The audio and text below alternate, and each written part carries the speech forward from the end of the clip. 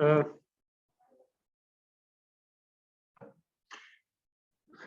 so today we will look at the effect of mean stresses and notches on fatigue life.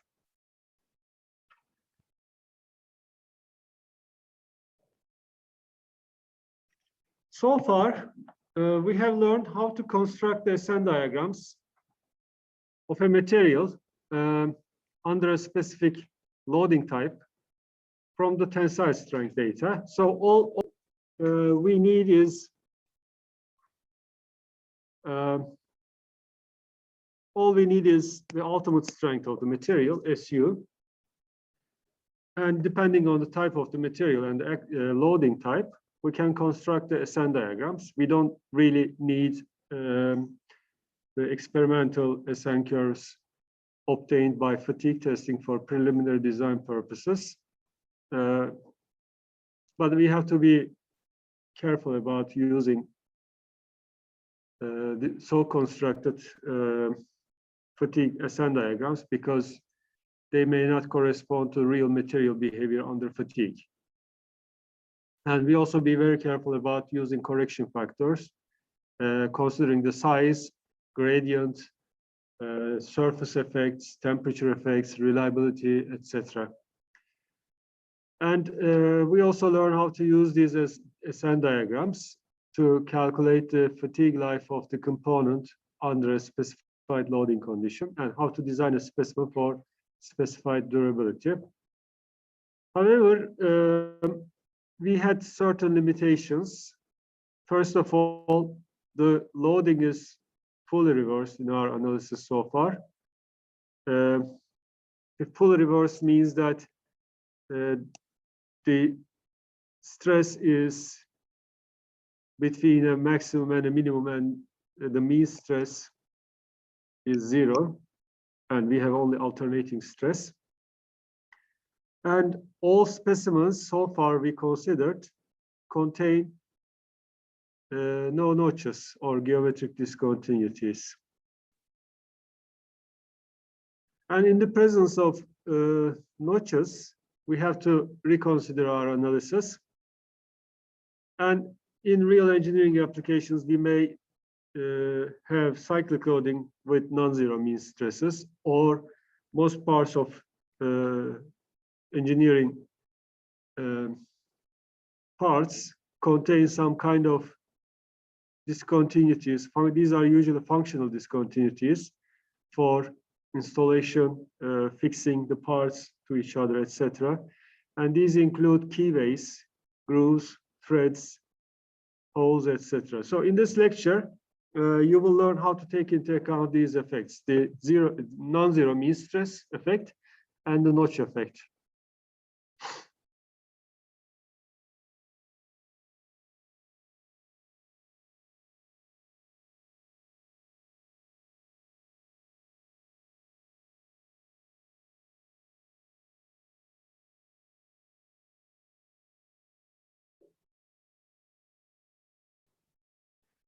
And as a reminder,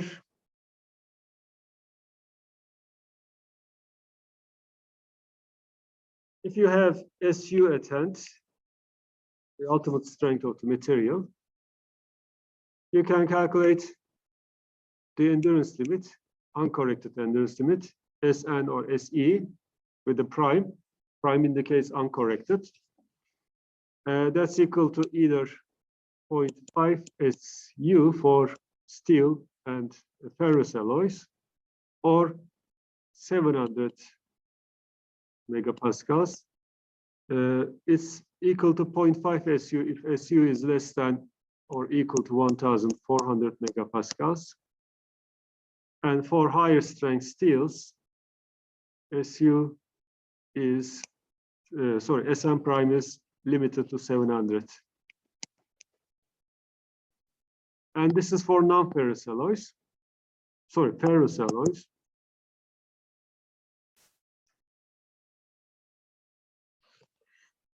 Which are basically cast iron and steel. And then we correct that endurance limit with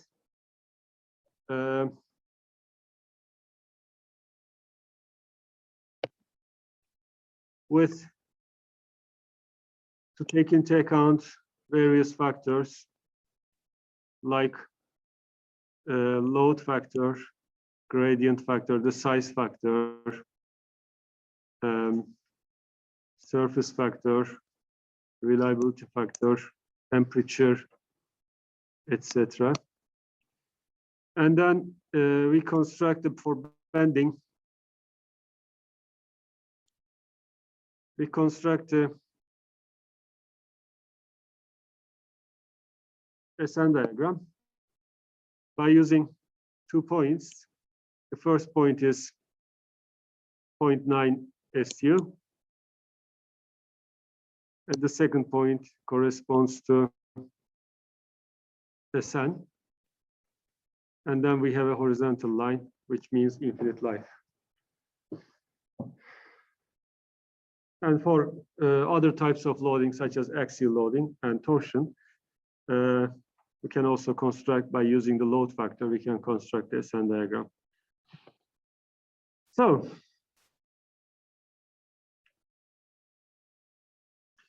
now let's start with the first effect, the mean stress effect. First, let's remind ourselves what mean stress is. Mean stress is the average of the maximum and minimum. So it's the middle point of the stress wave with respect to time. And it's defined as the mean stress is sigma max plus sigma mean divided by 2 is the average of the maximum and minimum. And sigma alternating is the stress amplitude around the mean stress, which is sigma max minus sigma mean divided by 2. So that's the definition of the mean stress. Now we are going to look at the cases where we have non-zero mean stress. The mean stress, the existence of static tensile stress, mean stress, reduces the amplitude of the reversed stresses that can be superimposed. So the effect of mean stress, tensile mean stress, is shifting the SN curve downwards. With increasing mean stress, the SN curve is shifted downwards. So for example, for the same, if you want to aim a certain life, if you have mean stresses, you have a smaller amplitude to obtain the same life. So that limits, if you have a mean stress, that limits the stress amplitude, that reduces the stress amplitude corresponding to the endurance limit or any given life. So it is demonstrated here. So for example, look at that first signal, signal A with zero mean stress. With that signal,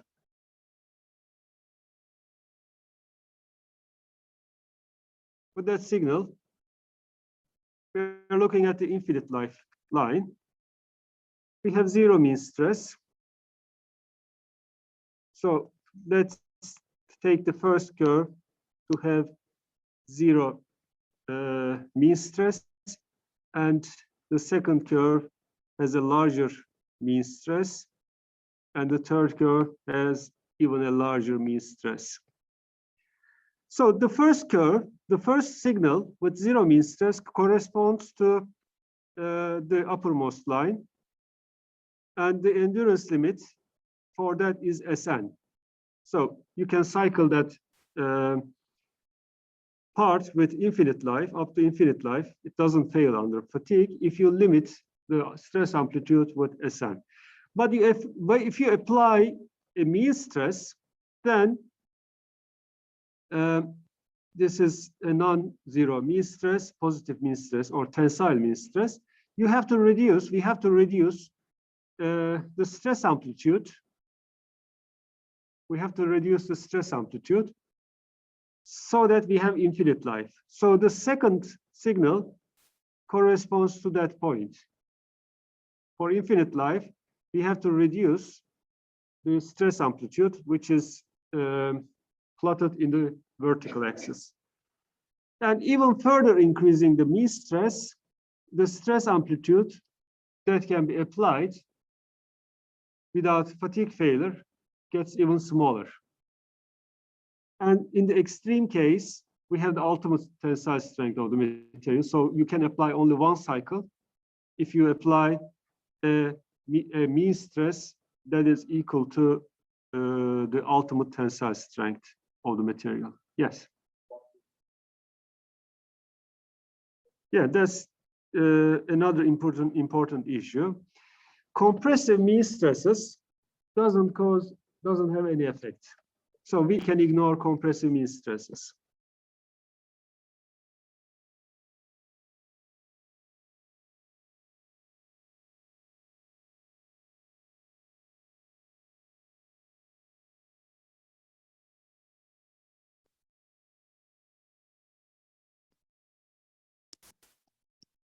Do you have any explanation for that? Can you suggest an explanation for that effect?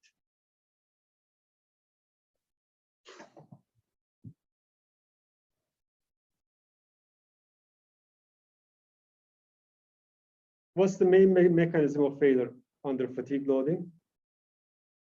Cracks. So the mean stresses are keeping the crack open during cyclic loading. And if you have negative mean stress, this means that the crack is not going to be open, is not going to open.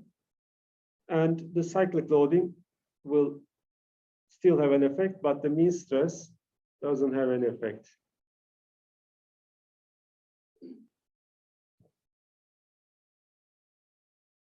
So what we do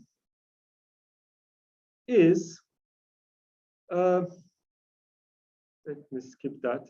Okay, so remember that we have our SN diagram, and also we have certain lives plotted in the horizontal axis. And remember that the horizontal axis is in the logarithmic scale. So we have decades, 10 to the 3, 10 to the 4, 10 to the 5, 10 to the 6.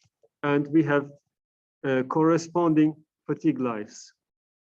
So S 10 to the 3 is the fatigue strength for 1,000 cycles. And S 10 to the 4, S 10 to the 5. And finally, for infinite life, we have the SN, endurance limit of material. And these are fatigue strengths for certain life expectations.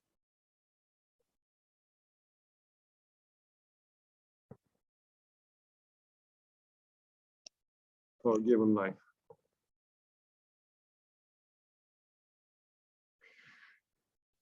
So what happens when we apply a mean stress is shifting the curve downwards. So that will also affect these fatigue strengths. And okay, let's call these fatigue strengths as C, D, and F. Actually, C corresponds to the endurance limit, Sn.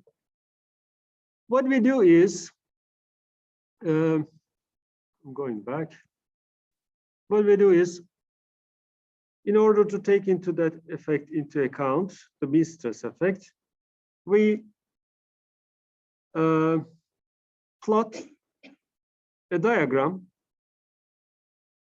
which we call Goodman diagram. We put the mean stress, sigma sub m, in the horizontal axis, and the alternating stress, sigma sub a, on the vertical axis.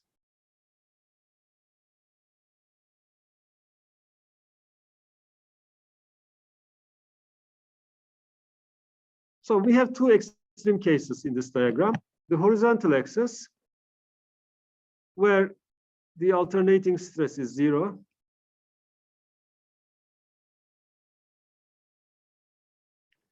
And the vertical axis, where the mean stress is 0.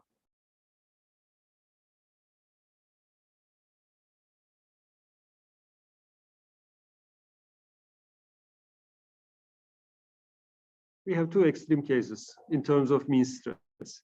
In the first case, the mean stress is 0, and in the second case, the alternating stress is 0. So the vertical line corresponds to full reverse loading case, and the horizontal line is basically static test because there is no alternating stress in the horizontal axis. So this corresponds to tension test or tensile test, tensile loading, or static loading, because we also have a negative axis, which means that the stress can be either, the mean stress can be either tensile or compressive. So we can write that this is static loading.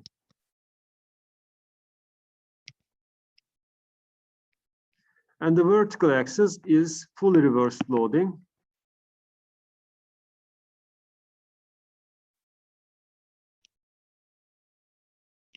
With 0 mean stress. Now, let's consider the static case only. You're applying just one cycle. If you're applying just one cycle, the material is going to yield when the mean stress, either the mean stress or the alternating stress reaches to Sy, the yield strength of the material. I mean, it's, for example, in the horizontal axis, it's just you're pulling the specimen in tension and the specimen fails due to static loading when the stress, mean stress reaches to the yield strength of the material.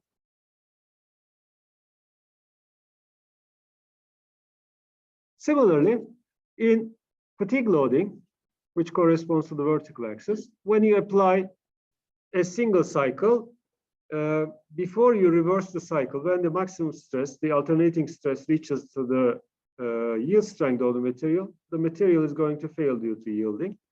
So we have two important points here. And also in compression, the material is going to yield when the mean stress reaches to minus Sy, if it's a ductile material. We're talking about ductile materials for the time being.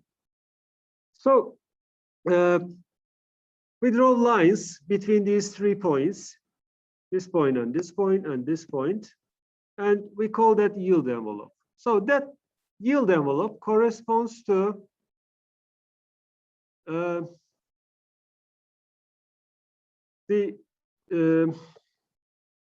let's put those points A prime and A double prime. So point A corresponds to tensile failure due to yielding. Point A prime corresponds to compressive failure due to yielding. And point A double prime corresponds to 0 mean stress, and when alternating stress reaches to the yield strength of the material, that A double prime corresponds to the yielding in the first cycle. So these lines, A double prime, corresponds to fluctuations having a tensile peak of Sy. So when you add up the tensile strength and the alternating strength, the maximum stress is reaching to the yield strength of the material. Similarly, in compression, we have the same line. So the equation of that line, since we are working on the coordinate system sigma m and sigma a, the equation of that line, we call the yield envelope, is sigma alternating divided by Sy plus sigma mean divided by Sy is equal to 1, isn't it? Any one of sigma alternating, when any one of the sigma alternating and sigma mean reaches to Sy, we have 1, which corresponds to the failure due to yielding. And if any combination of sigma alternating and sigma mean, which means that sigma alternating plus sigma mean, when sigma alternating plus sigma mean, which is sigma max, reaches to Sy, we also have yielding. If you rearrange this equation,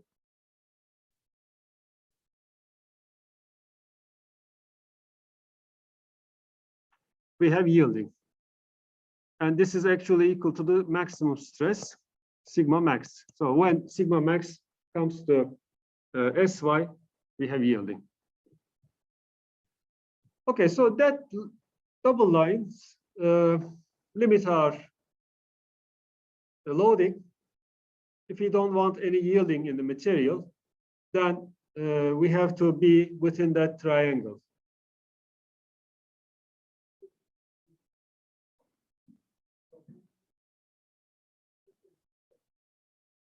No, we are talking about static loading for the time being. There's no fatigue here. We will come to the fatigue part. So this is just for yielding.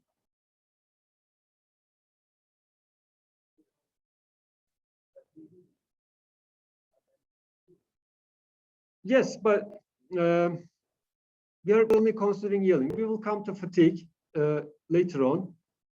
So remember our fatigue SN curves. So we have, for infinite life, we have a fatigue strength of C or SN, the endurance limit. For 10 to the 5 cycles, we have D, etc. So this corresponds to zero mean stress. The SN curve corresponds to zero mean stress. So these points should be within the vertical axis with zero mean stress. Okay.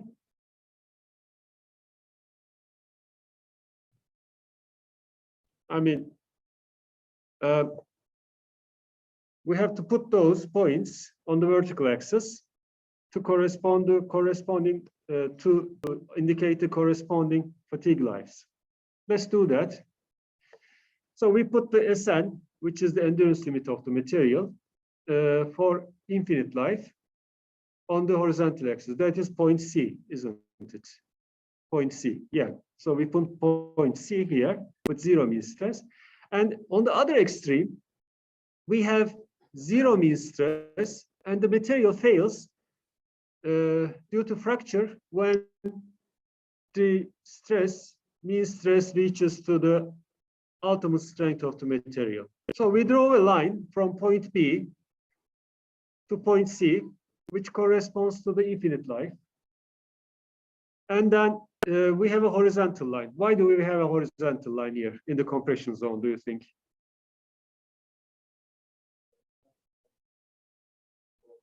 Yes. Because compression doesn't make cracks. Exactly. We are in the compression mean stress zone. If the mean stress is compression, then the compressive mean stress doesn't have any effect. So for infinite life, we have a horizontal line starting from point C going to the negative sigma m axis, towards the negative sigma m axis. And the other points, if you put the other points, D, E, and F, D, 10 to the 5 cycles, 10 to the 4 cycles, and 10 to the 3 cycles. We have the fatigue lines corresponding to those lives, 10 to the 6, 10 to the 5, 10 to the 4, 10 to the 3 cycles. Actually, that is a bit displaced, so let me correct that.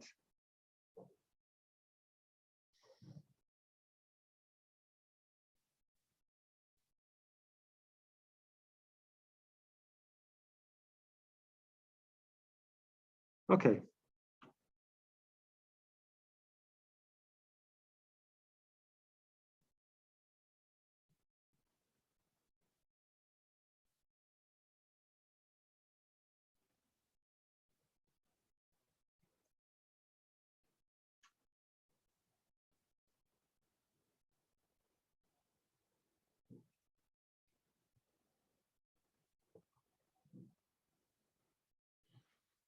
So we have the yield envelope, and we have the fatigue lines.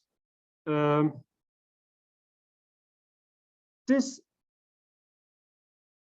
we will try to understand the various regions, what various regions of that diagram correspond to. But this empirical procedure, obtaining constant lifelines, is created by Goodman, is proposed by Goodman. So these diagrams are called Goodman diagrams.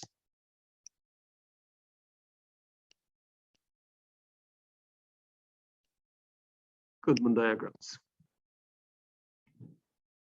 So we have the a yield envelope and constant, we have the constant lifelines corresponding to combinations of mean stress and alternating stress that causes those lives. So for example, any point on infinite lifeline corresponds to a combination of alternating and mean stress that will cause 10 to the 6 or more cycles life. Similarly, any point, for example, take this point, 10 to the 5 on the 10 to the 5 cycles line. So this point corresponds to a certain combination of the mean stress and alternating stress that will result in fatigue failure in 100,000 cycles.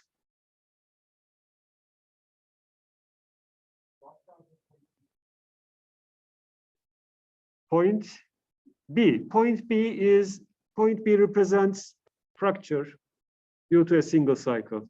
So the mean stress goes up to ultimate strength of the material and the material fails. Yes, yeah.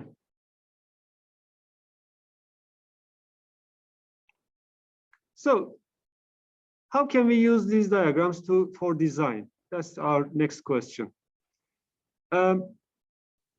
First, we said that the endurance limit is for 10 to the 6 cycles or more, infinite lifeline. And for a certain number of cycles, shorter than 10 to the 6 cycles, we have the constant lifeline. And let's call the point that this line crosses the vertical axis as S sub AR. This is called the endurance limit for zero mean stress, maximum stress amplitude that can be applied without fatigue failure at NF cycles. So we have a limited life, but we have a fatigue strength for zero mean stress that can be safely applied. We know that it's going to cause a fatigue failure eventually, but our design is limited for limited life, not for infinite life. Say if we want to design a part for 100,000 cycles, so NF is 10 to the 5, and we have the alternating stress or stress amplitude that can be applied with zero mean stress that will cause a fatigue failure for after 100,000 cycles. So we have, so these are basic definitions. Now, what those areas correspond to? So we have the equations of two lines. One of them is the infinite lifeline, which is given here. So since the line intersects the vertical axis at Sn, we have sigma A over Sn plus sigma mean over Su is equal to 1. And we have the yield envelope, the alternating stress divided by the yield strength plus the mean stress divided by the yield strength is equal to 1. We have two lines. Now consider the shaded region. The shaded region corresponds to any combination of stress, alternating stress, and mean stress that neither causes yielding nor fatigue failure. So the safest region is here. If you want to design your part for infinite life, and if you want no yielding, then you can use this area, A prime H, CGA, A prime area. And you have to keep your stresses within this shaded region.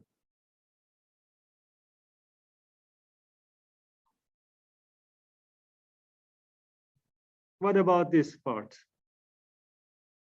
This part now corresponds to this region for safe for region that is safe for yielding. But if you work here, for example, that is an eventual fatigue failure. The part is not going to yield. The maximum stress is below the yield strength of the material, but it will fail eventually at a certain number of cycles. What about this region, this small triangle? This small triangle corresponds to the combination of stresses that will not result in fatigue failure, but static yielding. So sometimes this part is also used, especially for notched specimens. Small yielding is allowed at notched roots. And sometimes it is safe to use this region for notched components if you allow initial yielding. But the safest part, the safest zone, which corresponds to combinations of mean stress and alternating stress, is within this shaded area.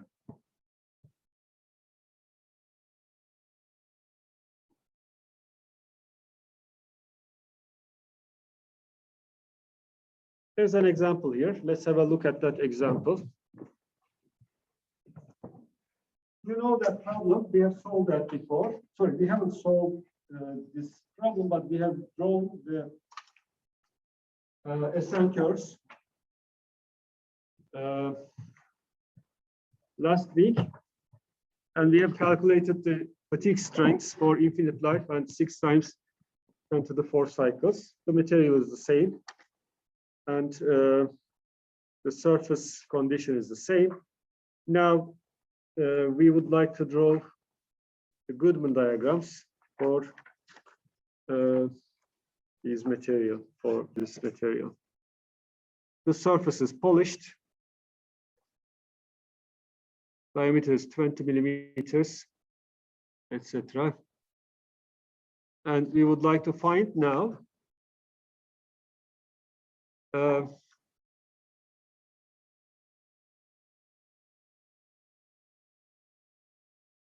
we would like to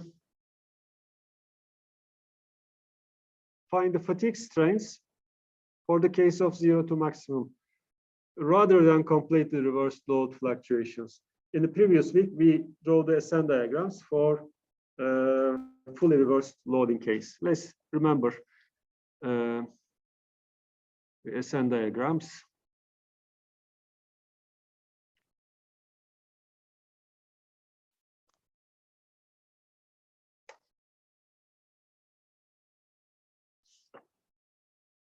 For bending, we have the endurance limit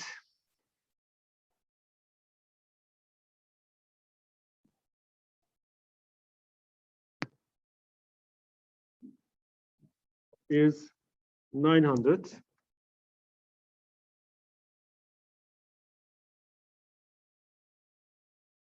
megapascals, 990 megapascals, and sorry, that's the 10 to the 3 cycle strength. The endurance limit is 440.6 megapascals. This is for bending. And for axial loading,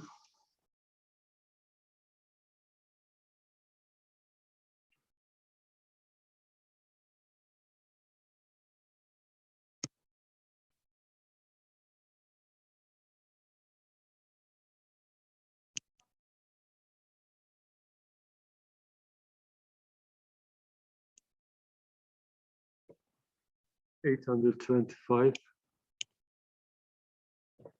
and $392. And finally, for torsion,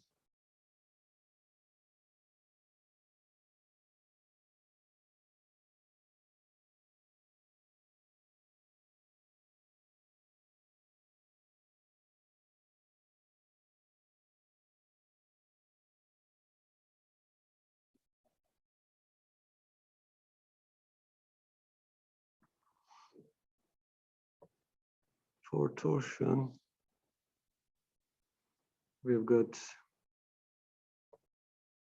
792 and 225, 55.5 portion.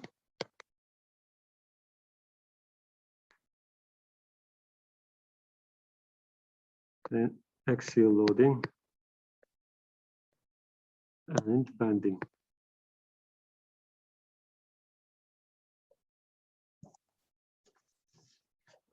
And all of those lines, SN curves, corresponds to fully reversed case with zero mean stress. Now, if we want to include the zero mean stress effect, we have to construct Goodman diagrams. And fully reversed is like that. With time, the alternating stress changes periodically around zero mean stress.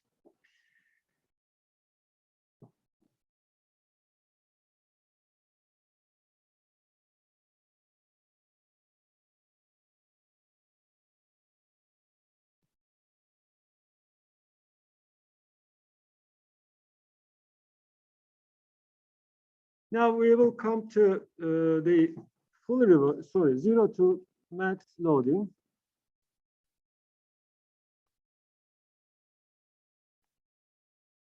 And for zero to max loading, now, yes, sorry.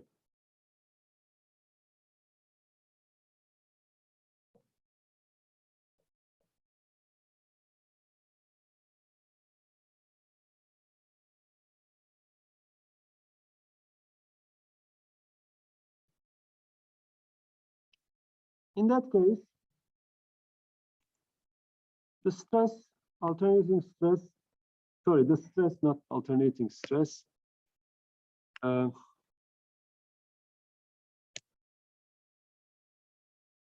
is fluctuating like this from zero to max. And this is our mean stress. And in that case, the mean stress is sigma max over 2, which is equal to the alternating stress. The alternating stress and the mean stress is the same because mean stress is in the middle of the signal.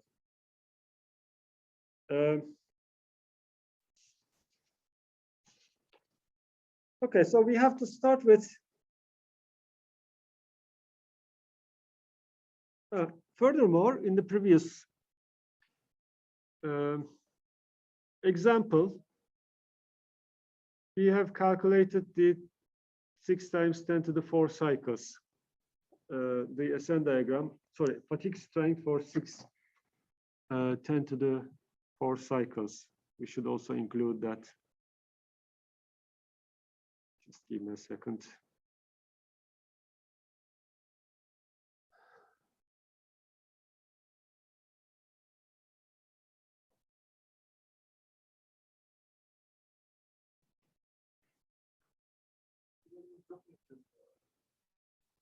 Nasıl isterseniz. Ara verelim mi? Devam edelim mi? Bitirelim, tamam. So in that figure, we also calculated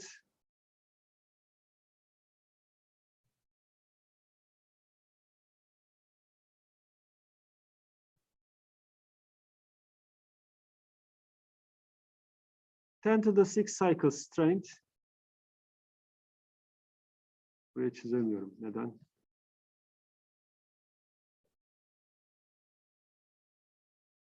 We calculated 10 to the 3 cycles, 6 times 10 to the 4 cycle strength, which corresponds to the point that the SN curves intersect with the vertical line, starting from 10, 6 times 10 to the 4 strength, 6 times 10 to the 4 cycles.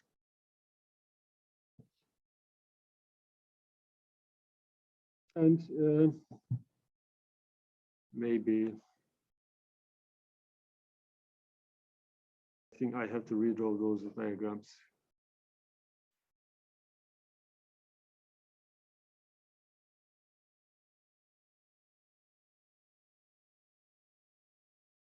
All right.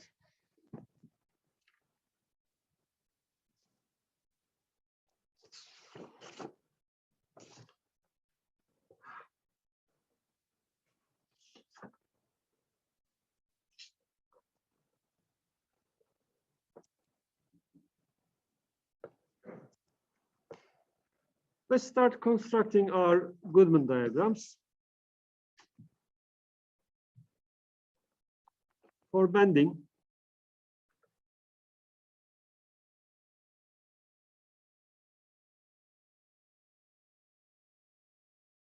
I'm redrawing the SN diagram here for the sake of completeness. Böyle görmüyorsunuz.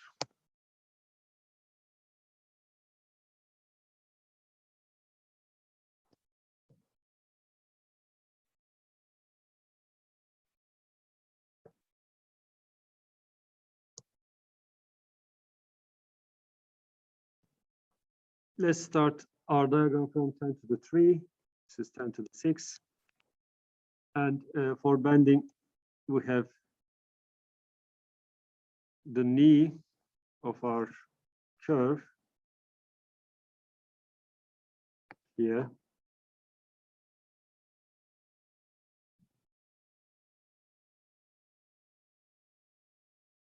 Um,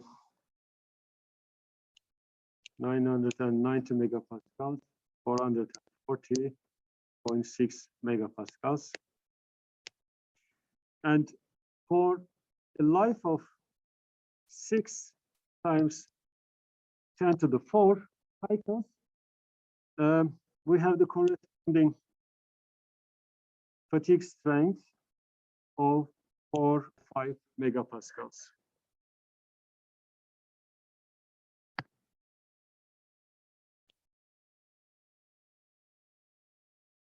Okay, and we found that by either solving the equation for this line or by using a graphical method. If you are using a logarithmic paper or semi-log paper, you can also use a graphical method. Anyway, so now let's draw the Goodman diagram. The Goodman diagram is constructed. Yes. 405, evet. Haklısın. Bakıyorum hemen. 612'ymiş, özür dilerim. 612.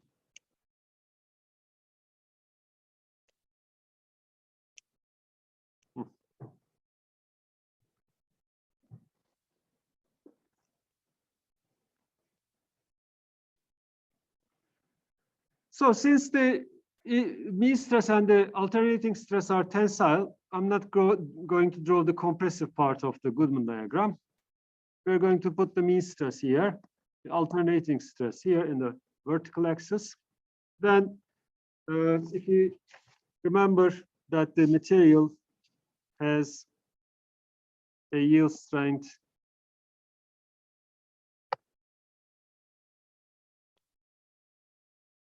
of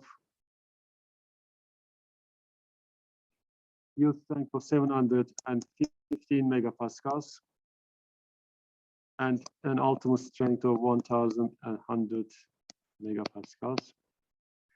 So first, we can draw the yield envelope from SY to SY.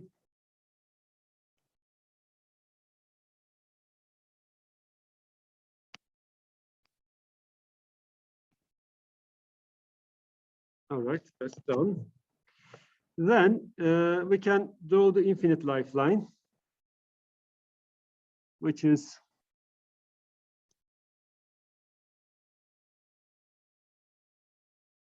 from SU is 1,100 megapascals to SN. SN is 440 megapascals.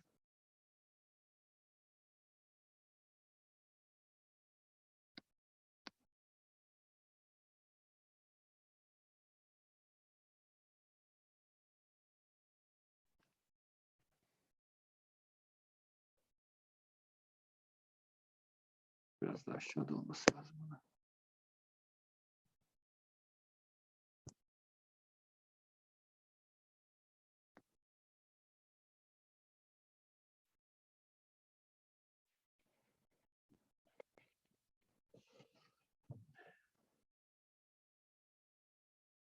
And this is infinite lifetime. Infinite lifetime. We can also draw that 10 to the 6 times 10 to the 4 cycle strength. Let's draw it with another color.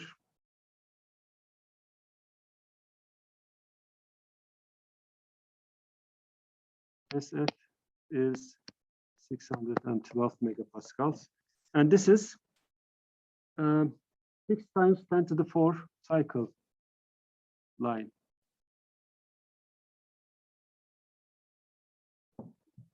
Good.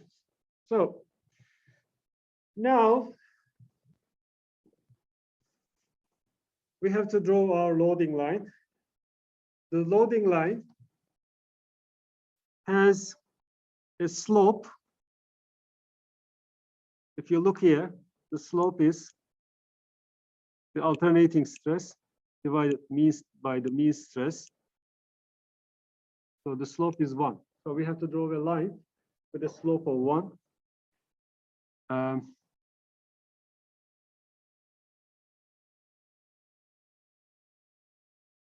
Like that. So this is the line that corresponds to the alternating stress is equal to the mean stress.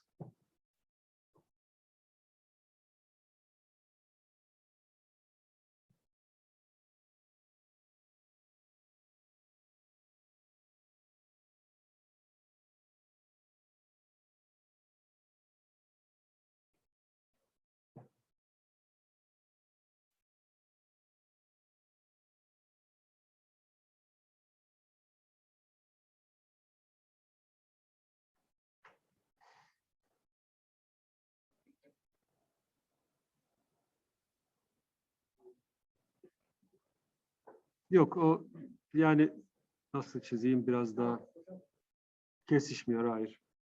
Şöyle çizelim. Biraz şöyle çizelim. Gözümüz aldanmasın.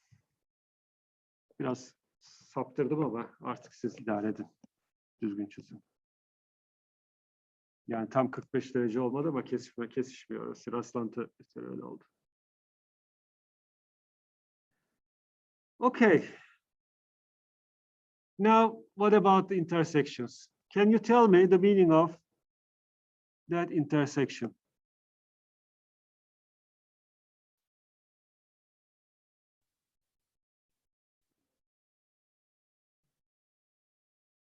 So that point is on the infinite lifeline and on the load line. So it gives us the alternating stress and the mean stress that can be applied, the maximum alternating and mean stress that can be applied for infinite life.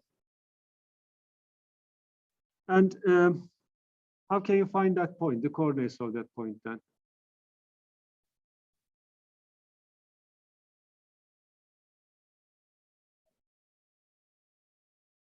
Yeah. No, not SY, SN, SU. Now, the equation of the infinite lifeline is, remember, alternating stress divided by the endurance limit plus the mean stress divided by the ultimate tensile strength is equal to 1. All right? And the other equation, sigma alternating is equal to sigma mean. Now, if you solve these two equations simultaneously, you can find the coordinates of that point. So this is a loading line.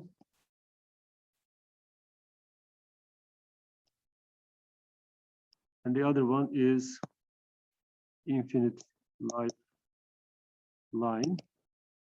And when you solve and simultaneously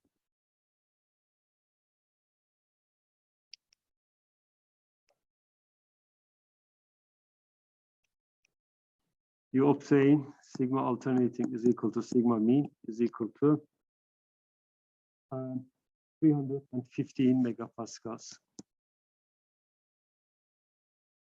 Let's call that so.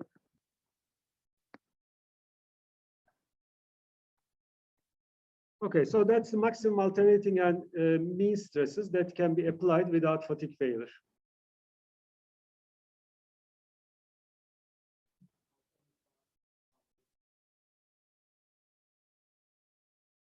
By solving these two equations, you have to solve these two equations simultaneously.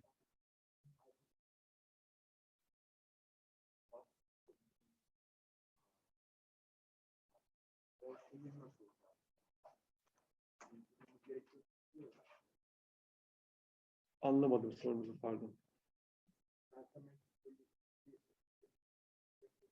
Evet.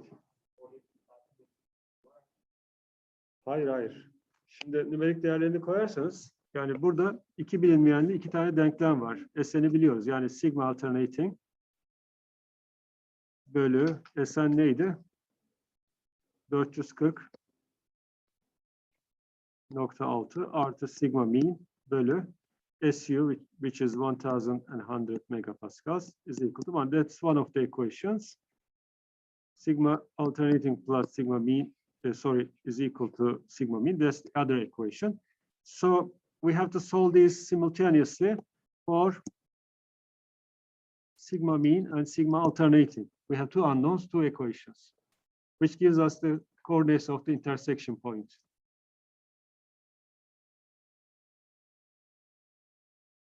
Anlaşıldı mı? Is that clear? Do you want me to repeat? No, okay. So what about this point? What is the physical meaning of that point? Not the same, similar, but not the same, and not exactly the same. So this point corresponds to, corresponds to 6 times 10 to the 4 cycle life. The maximum alternating and mean stress that can be applied to reach 60,000 cycles, which has coordinates of 357.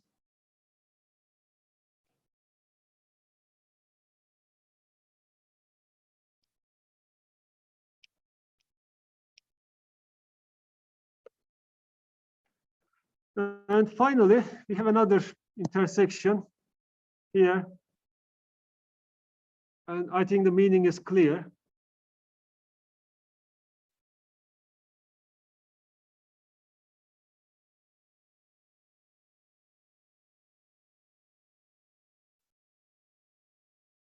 The meaning is clear, which is the point that corresponds to yielding.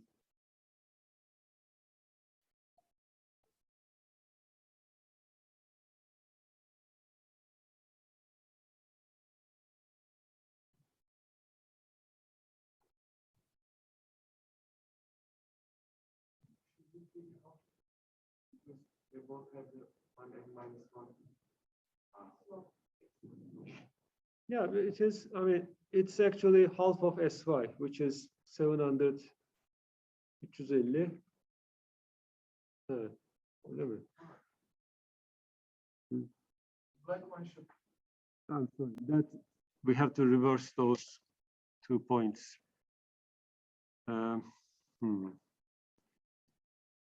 Evet, yani şimdi çizimden kaynaklanıyor. Aslında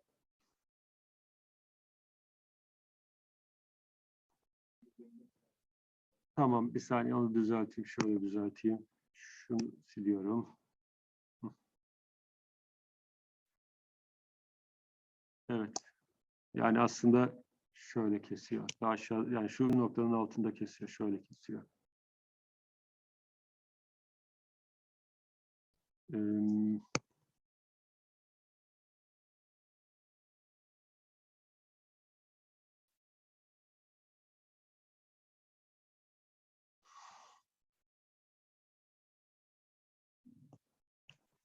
Ah.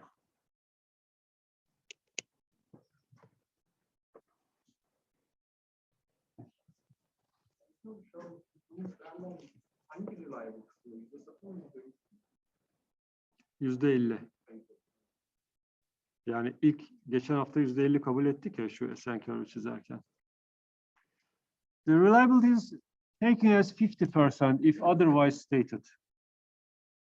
So our first point corresponds to infinite lifeline.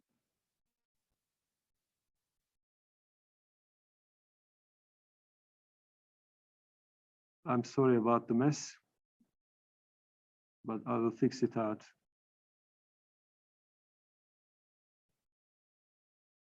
Okay, so this is the infinite lifeline. So our first point is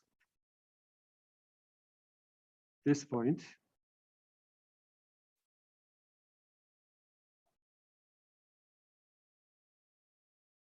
And yield point is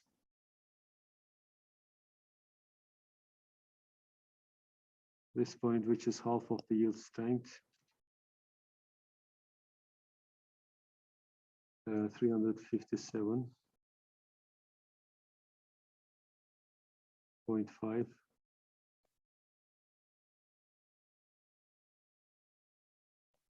And finally, the yield point is that was the yield point. And finally, 10 to the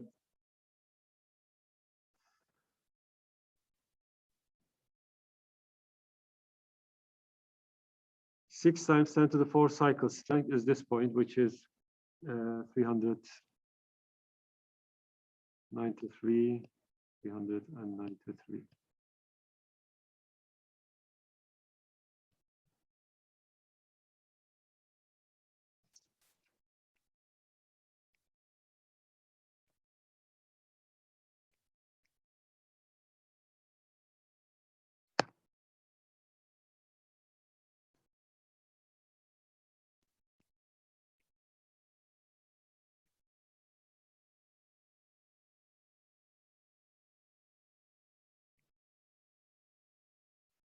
Okay.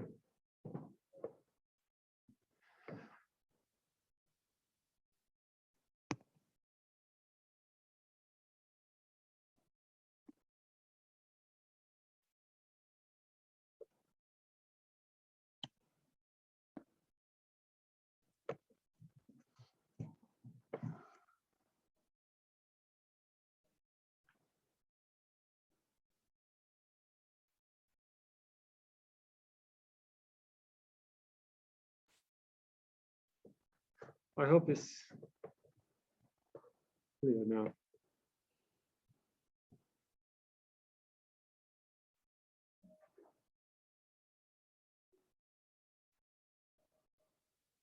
So look at that point, the orange one, which corresponds to 6 times 10 to the 4 cycles.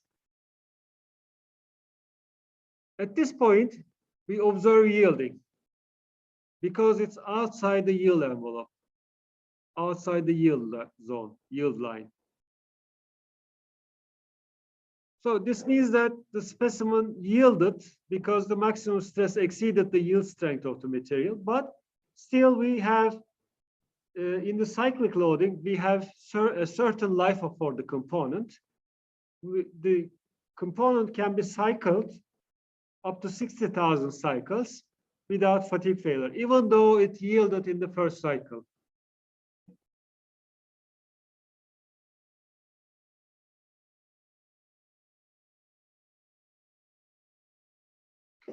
What about safety factors then?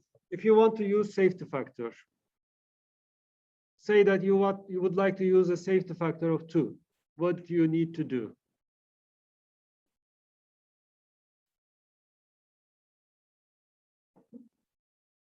What do you have to do to use a safety factor of 2?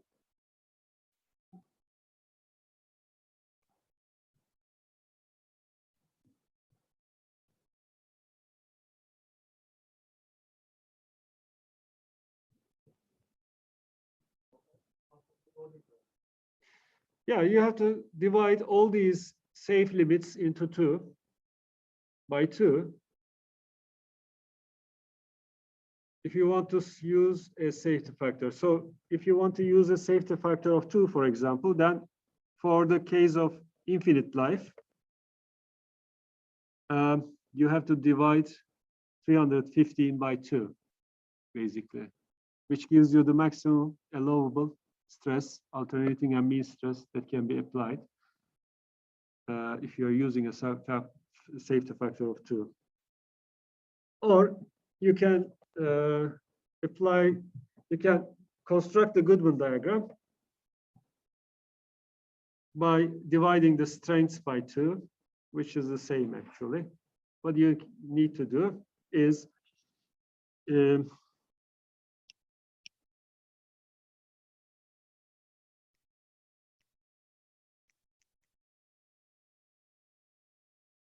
when you're writing down the equations, for example, infinite lifeline, you can simply divide the endurance limit, the endurance limit by the safety factor,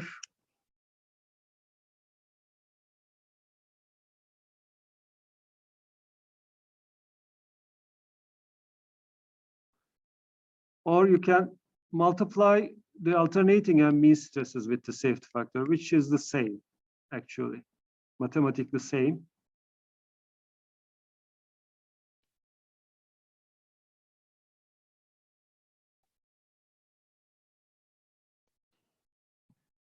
You either reduce the strength or increase the stress. Aynı kapıya çıkıyor.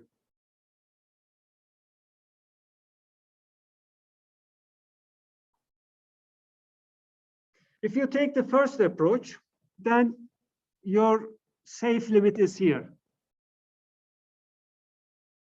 Okay, it's half of the stresses found by the intersection of the loading line and the infinite lifeline. But if you use the second approach, then you can keep, yeah, so that's the second approach. If you use the first approach, then before constructing, you start constructing the Goodman diagram by dividing the strengths, endurance limit and yield strength and ultimate tensile strength by the safety factor.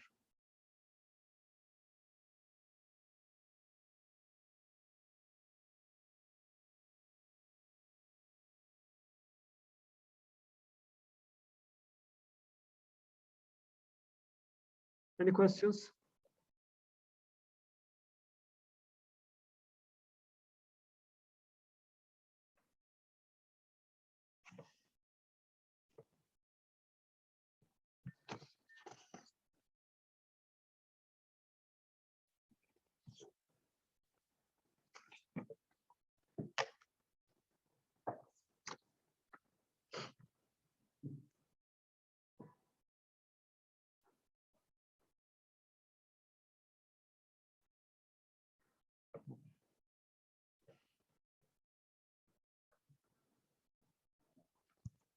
So in this approach,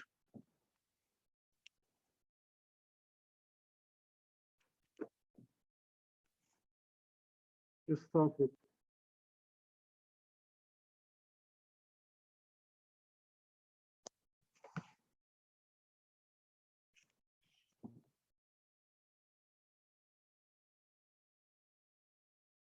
constructing the Goodman diagram in such a way that the strength is already divided by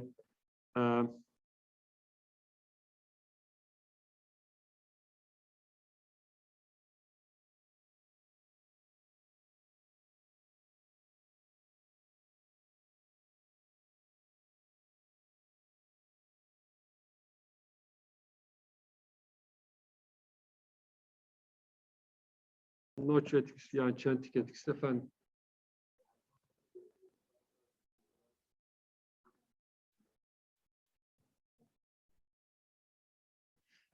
Just example. I mean, safety factors, depending on the condition, can be larger or smaller.